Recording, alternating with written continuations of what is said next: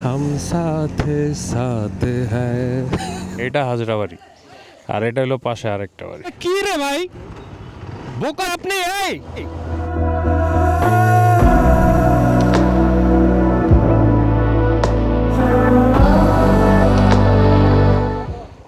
আসসালামু আলাইকুম everyone, welcome to my another blog. তো এখন সকাল বাজে 6:18। তো ওই জায়গায় আমরা এখন যাচ্ছি মাওয়াতে একটু সকালের নাস্তা করতে। তো সাথে আছে আমার মামা এই যে সামনে, আর এদিকে আছে আমার চাচাতো ভাই আর ছোট ভাইয়ের ফ্রেন্ড। ছোট ভাই গেছে হেলমেট করতে, চেঞ্জ করতে। আর এই যে আমার পিছনে, এই যে পিছনে আছে হইলো গিয়ে শ্রাবণ। তো এখন যাইতেছি মামার উদ্দেশ্যে, ওই জায়গায় গিয়ে নাস্তা করব। একটা মজার ঘোল আছে, ওটা একটু খাবো। তো যাওয়ার আগে যে জিনিসটা করতে হবে, আমার ট্যাঙ্কটা ফুল করতে হবে, কারণ তেল নাই, একদমই এক দাগ আছে। তো কালকে চিন্তা করছিলাম তেল নিব, তো আগে তেল নিব, এরপর রওনা দিব। তো চলেন যাওয়া যাক, বিসমিল্লাহ। আমার একটা পিনলক ভাইজর লাগানোটা খুব ম্যান্ডেটরি হয়ে গেছে, কারণ ঘোলার হয়ে যেতেছে বৃষ্টির দিন। তো ভাইজর আসলে অফ না করে চালানো যায় না, আর অফ না করলে যে জিনিসটা হবে আগের বারের মতো আমার আবার দেখা যাবে মাইক্রোফোন ঝামেলা হয়ে গেছে। 10 নম্বরে টুকটাক একটু পানি উঠে গেছে, সারাদিনই তো বৃষ্টি হইতেছে আসলে। সকাল সকাল হুদ্দায় একটা বাসের গ্যাঞ্জাম।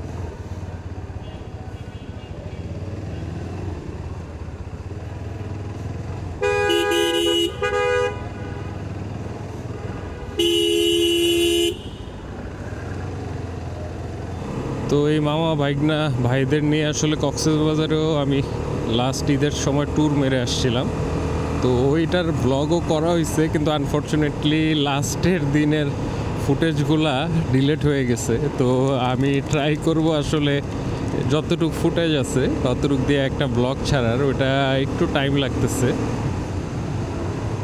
ওটা নিয়ে বসা হয় নাই, আসলে সময় পাওয়া যায় নাই। নর্মালি তো আসলে সিটির মধ্যে যে ব্লগগুলো করা হয় ওইটা হয়তো আমার এডিট করতে 20-25 মিনিটের মতো লাগে।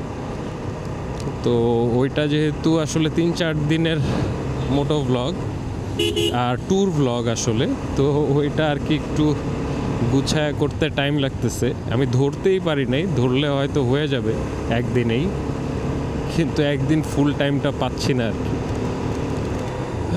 সামনের এই শেওড়াপাড়ার পাম্পটা থেকে তেল নেওয়া ভালোই পাইছি, কোনো ঝামেলা দেয় নাই।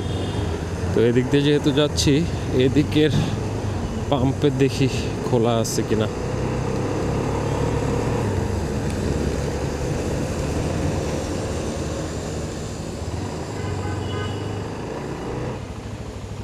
$700 দাও ভাই। দেখ তো তোর ব্যাগটা একটু খোল।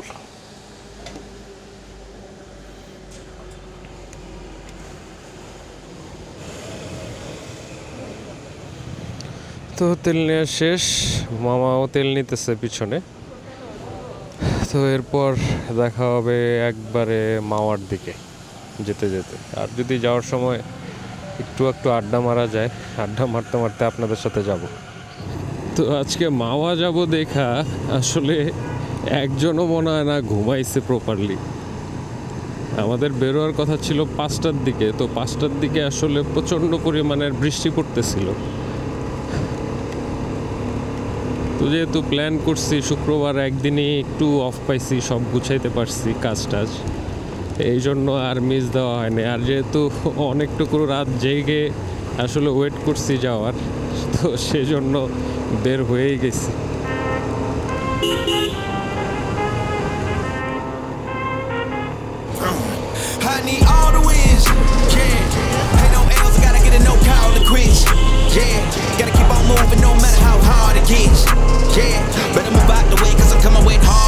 My head is as hard as a brick, but I'm harder than all of this. You better move, you might get knocked out. Knocked out.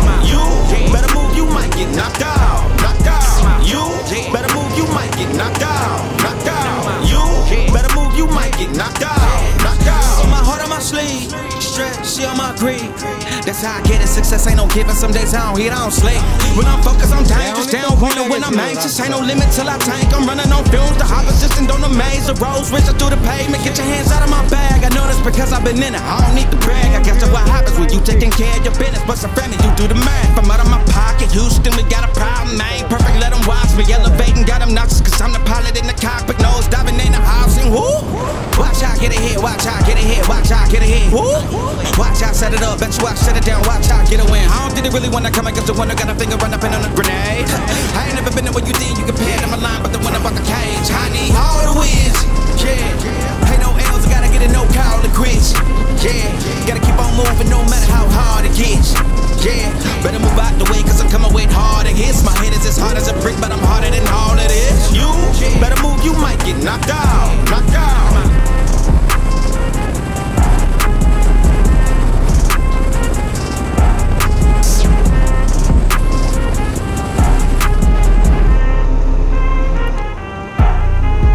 চলে আসছি মাওয়াতে, কিন্তু এর ভিতরে একটা জিনিস হয়েছে, এই আমাদের সাথে যে 4বিটা, এটা আমার আগের 4বি, তো সে কাজকাম মনে হয় করায় নাই, যার কারণে এখন স্পিড 10ও উঠতেছে না।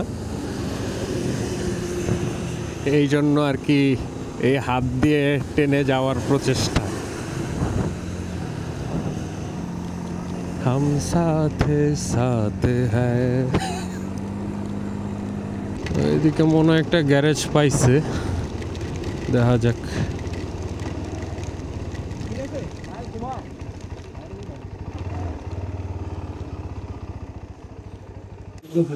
ওই জায়গায় এখন ক্লাস প্লেট চেঞ্জ করতে হইতেছে, কারণ ক্লাস প্লেট একদম গন।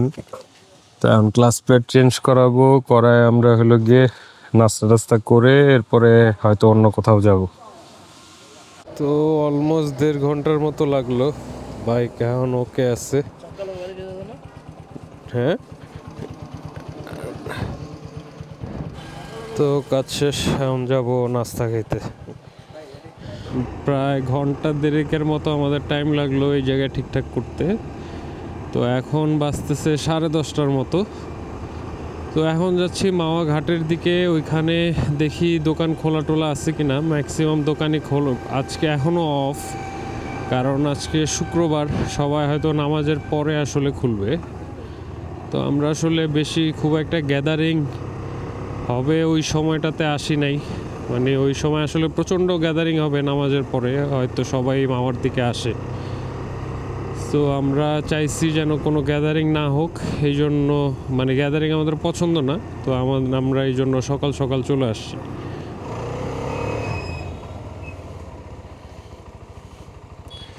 তো ওই দিকের থেকে নাস্তাটা করে নিই, এরপরে যা করার করবো আর কি।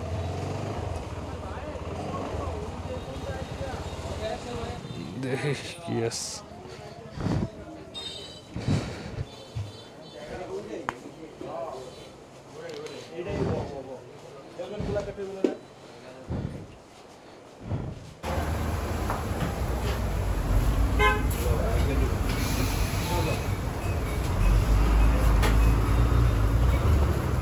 তো খাওয়া দাওয়া শেষ, এখন যাইতেছি একটু ঘাটের দিকে।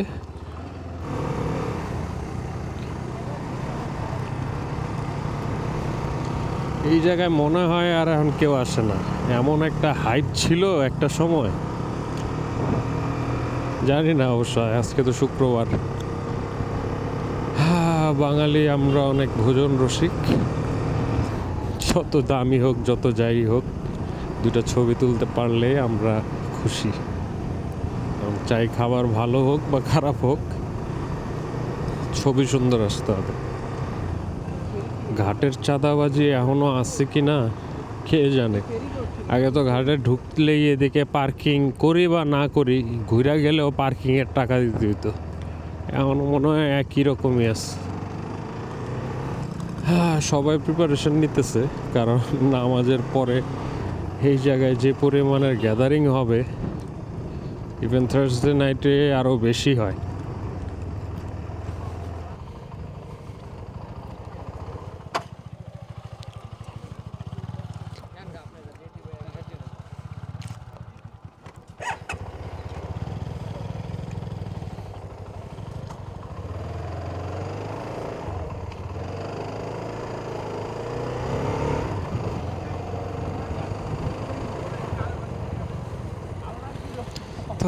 এই চলে আসছি মাওয়া ঘাটে। ওই যে সামনে পানি দেখা যেতেছে।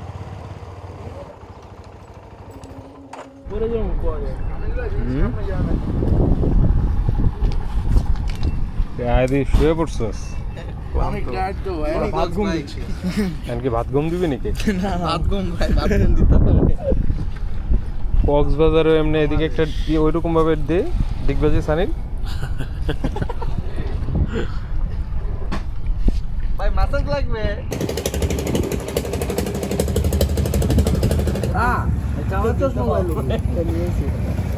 তো এদিকে বেশ কিছুক্ষণ আমরা একটু বসলাম, বসে রেস্ট নিলাম, চাটা খাইলাম। তো এখন যাব একটু আমাদের গ্রামের বাড়ির ওইখানে, এখান থেকে সামনেই শ্রীনগর রাড়িখালের দিকে। তো ওইদিকে আসলে খুব একটা যাওয়া হয় না, এমন একটা অবস্থা। আত্মীয় স্বজনও আসলে আমাদের চিনবে না। আমার বাবাকে হয়তো চিনতো, আমার সবাইরই চেনে। আমরা ছোটোবেলায় হয়তো গেছিলাম, এরপরে আর যাওয়াই হয় না ওইদিকে। তো ওইদিকে আমার ফুপুর একটা বাড়ি আছে, অলমোস্ট 1.5 থেকে 200 বছর আগের বাড়ি।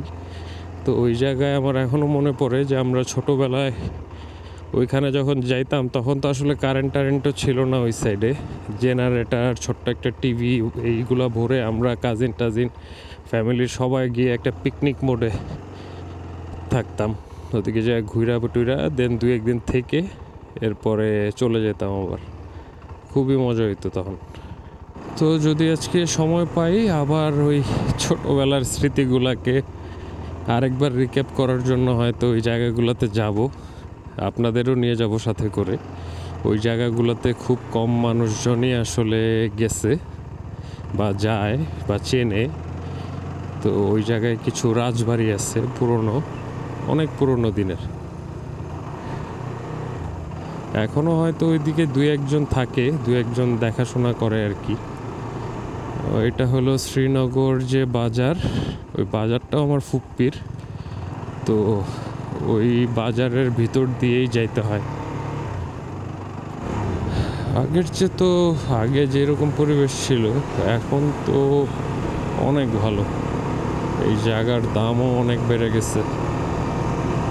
আমার এখনও মনে আছে যখন আমরা এদিকে, মানে আব্বু যখন প্রথম এদিকে জায়গা কিনছিল তখন কত 80-90 হাজার টাকা মনে হয় কাঠা কিনছিল। এটা জাস্ট আমি 8-10 বছর আগের কথা বলতেছি। আর এখন তো এই জায়গায় প্রচণ্ড দাম, একদমই চেঞ্জ হয়ে গেছে। আমি আমার গ্রাম চিনতে পারতেছি না, এমন একটা অবস্থা হয়ে গেছে। গ্রামের ভিতরে ঢুইকা বাবার পরিচয় না দিলে আসলে আমাদের চিনবেও না। এই জায়গা না, এই দাঁড়া, শ্রীনগর বাজার এটা না?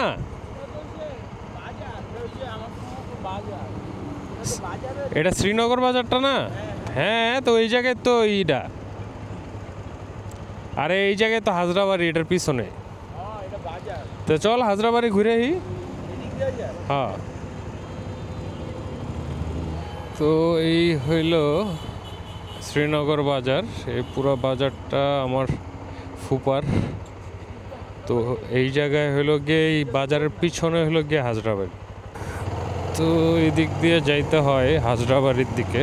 এই জায়গায় যত দোকান টোকান যা দেখতেছেন এইগুলো সব আমার ফুপ্পির। এখন আসলে ফুপ্পি তো মারা গেছেন, ফুপাও মারা গেছে, তো এখন ওনার ছেলেরা দেখে আর কি।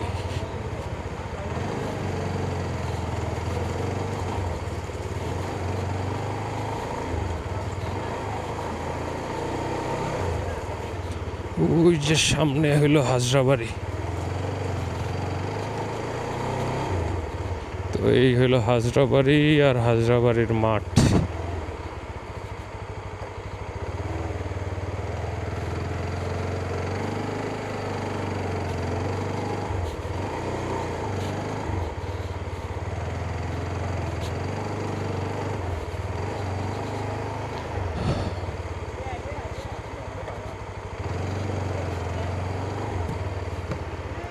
নাম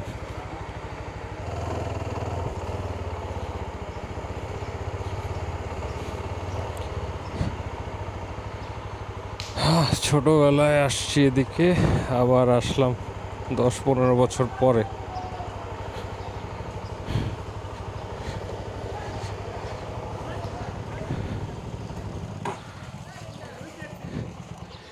এই হাজরাবাড়িতে এখন আর ওই রোকন টোকন ওরা থাকে না, কে জানি দেখাশোনা করতো না।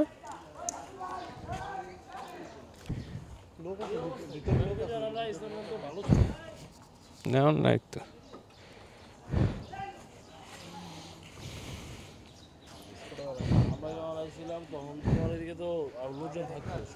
এখনো তো থাকার কথা না, ওই জায়গায় না, এটা হাজরাবাড়ি, আর এটা হলো পাশে আরেকটা বাড়ি। বহুত বছর আগে না এটা? অনেক বছর আগে। মুরগি বানানো। দাস ভাঙ্গা ছিঁড়ে কি অবস্থা।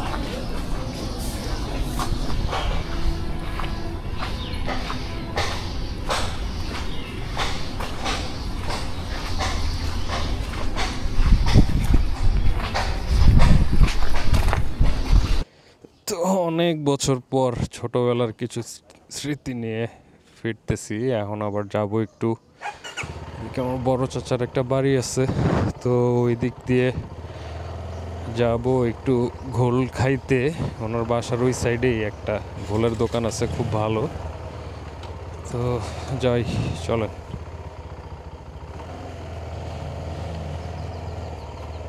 আমি আহি নাই তো, এদিকে তো নতুন নতুন অনেক ডুপ্লেক্সিস।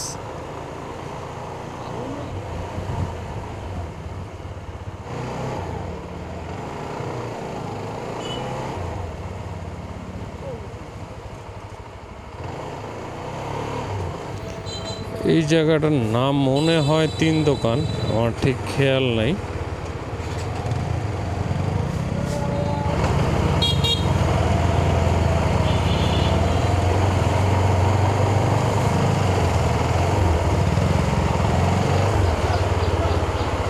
নাম তো এই হলো গোবিন্দ মিষ্টান্ন ভান্ডার। আল্লাহ,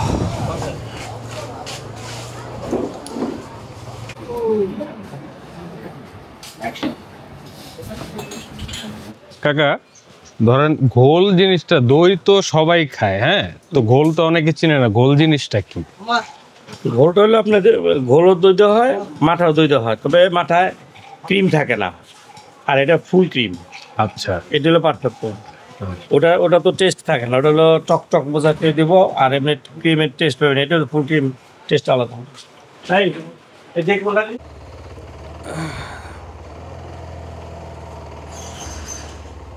তো আমাদের মাওয়ার ট্রিপ এদিকেই শেষ। এখন ডিরেক্ট যাব বাসার দিকে, গিয়ে একটু গোসল টোসল করে একটা দিব ঘুম। সন্ধ্যার আগে আর বেরোবো না, দেখি যতটা সেফলি যাওয়া যায় ইনশাল্লাহ। ঢাকায় গিয়ে সবার ফার্স্ট যেটা করতে হবে, যদি আল্লাহ বাঁচায়, এই জায়গার ভিতরে আমার বাইকটা ওয়াশ দিতে হবে। বাইকের অবস্থা খুবই বাজে, এই জায়গায় প্রচণ্ড পরিমাণ কাদা। আর তো সকালবেলা সারা সকাল আসলে বৃষ্টি হয়েছে, আর লাস্ট 2 দিনে আসলে বৃষ্টিতে চালানো হয়েছে। বাইকটা মনে করছিলাম একটু পানি মেরে নিব, কিন্তু সুযোগ পাই নাই, বা এই জায়গায় আসলে চোখে পড়ে নাই। দেখছেন সামনে প্রচণ্ড পানি, কাদা। বৃষ্টির সিজন থাকাটা খুব স্বাভাবিক।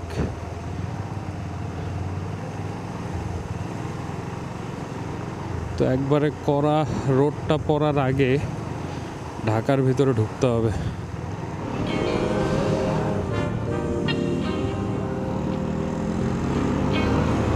Sometimes you gotta pray for a victory. Yeah, I'm overzealous when I'm thinking about the cash flow. I never had no handouts, just came natural. I've been tested so much, all these restless nights, all these different situations that I've been through. I seen pain trying to creep in through the window, but now I'm sliding through the hood in a Benzo.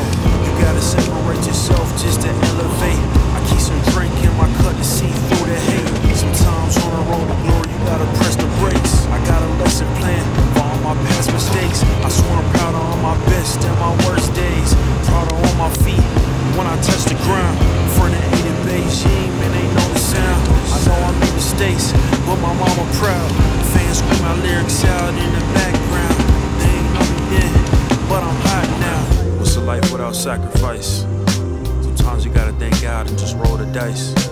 Pacino.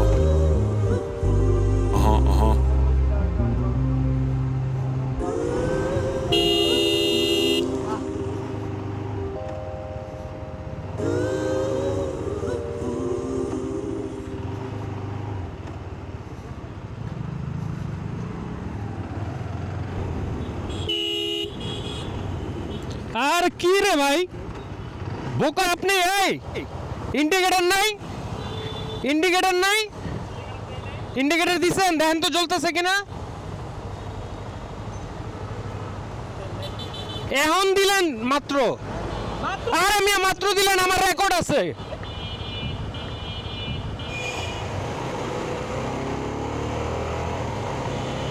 হ্যাঁ তো finally চলে আসছি বাসার কাছাকাছি তো 2 দিনের বৃষ্টিতে bike চালায় আর আজকে আসলে এই কাদা টাদার মধ্যে দিয়ে গিয়ে রেডিয়েটারে এরকম পরিমাণের কাদা জমছে এখন আমার দেখাইতেছে হিটের কাটা একদম ফুল তো এই জন্য আর টানাটানি করতেছি না একটু আস্তে ধীরেই চালাইতেছি যেন হিটটা কমতে পারতেছে না কারণ রেডিয়েটারে অনেক কাদা জমা আছে তো পরিষ্কার করার সুযোগ পাই নাই ওদিকে ট্রাই করছিলাম খোঁজার যে কোনো দোকান আছে কিনা একটু পানি মেরা নেওয়া যায় কিনা কিন্তু পাই নাই তো যাই হোক ভাই ব্রাদাররা মিলে আসলে ছোট্ট একটা রাইড আর কি তো ভালোই হইলো ঘোরাঘুরি হইলো খাওয়া দাওয়া হইলো এখন যে যার বাসায় যাব